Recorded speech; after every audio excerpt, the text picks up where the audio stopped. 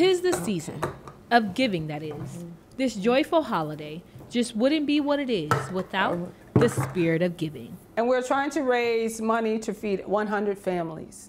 And so we're excited because we're going to reach our goal, and we're going to feed families, not just with canned goods, but we're going to give them food, meat.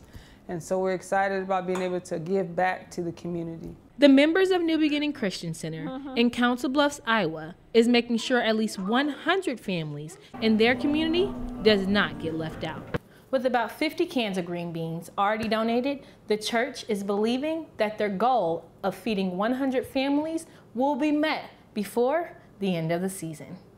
Anybody can donate, and we are giving to whomever. We just want to bless 100 families in the church, out of the church.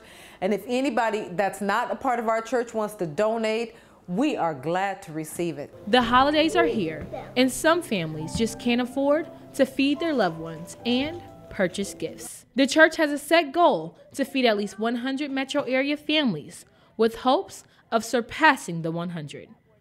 Since November 1st, the church has already gathered enough donations to feed nearly 50 families, and with almost a month left, they have high hopes of reaching their set goal.